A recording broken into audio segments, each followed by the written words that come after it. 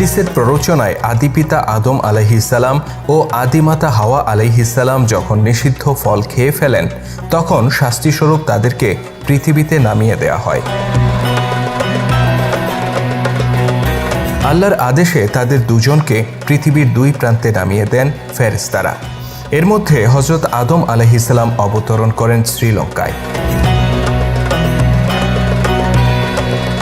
শ্রীলঙ্কায় এমন একটা পাহাড় রয়েছে যা এখনও আদম আলাইহিসসালাম এর অবতরণের সাক্ষ্য বহন করছে।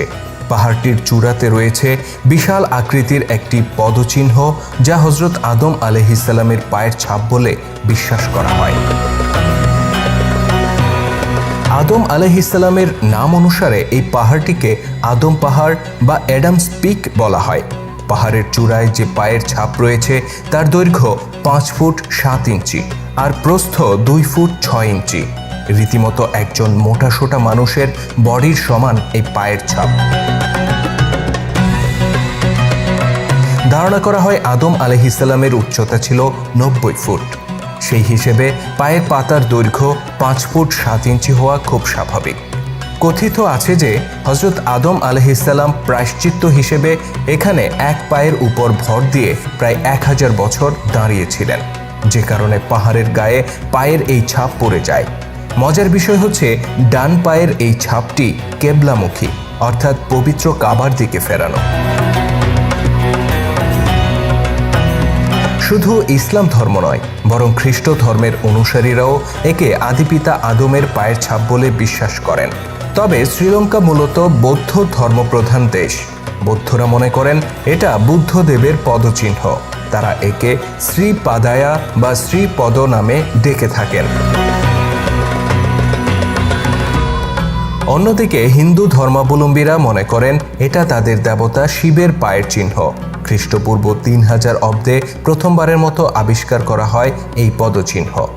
বর্তমান শ্রীলঙ্কার দক্ষিণ পশ্চিম অংশের শ্রীপারা প্রদেশে পাহাড়টির অবস্থান।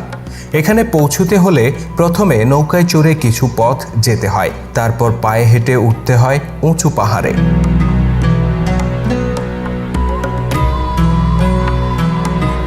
তবে আদম পাহাড়ে আরোহণ করা মোটেই সহজ কাজ নয়।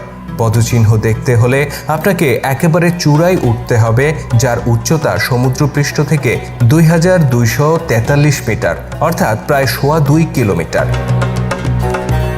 1903 সালে আদম পাহাড়ে আরোহণের জন্য পাথর দিয়ে সিঁড়ি বানিয়ে লোহার রেলিং জুড়ে দেওয়া হয়। সিঁড়িতে রয়েছে অন্তত 4000 স্টেপ। একজন সুস্থ সক্ষম মানুষের পক্ষে এতগুলো স্টেপ পেরিয়ে চূড়ায় উঠতে 12 থেকে 16 ঘন্টা সময় লেগে যায়। ভৌগোলিক অবস্থানের কারণে জানুয়ারি থেকে এপ্রিল মাস পর্যন্ত সূর্যের আলো পড়ে না আদম পাহাড়ে।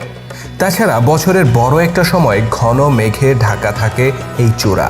এছাড়াও পাহাড়টির অনেকাংশ সবুজ গাছে ঢাকা থাকার কারণে অনেক বিষাক্ত সাপ ও পোকামাকড়ের উপদ্রবও দেখা যায়। তথাপি বছরের বিভিন্ন সময় বিপুল সংখ্যক পর্যটকের সমাগম ঘটে এই আদম পাহাড়ে। বিভিন্ন ধর্মের মানুষের কাছে আদম পাহাড় পবিত্র স্থান হিসেবে বিবেচিত হলেও কোনো ধর্মগ্রন্থেই এর উল্লেখ পাওয়া যায় না। তবে আশ্চর্যের বিষয় হচ্ছে আদম চূড়ার এই পদচিহ্নটি আবিষ্কারের সময় যেমন ছিল, হাজার হাজার বছর পর আজকেও তেমনই রয়ে গেছে।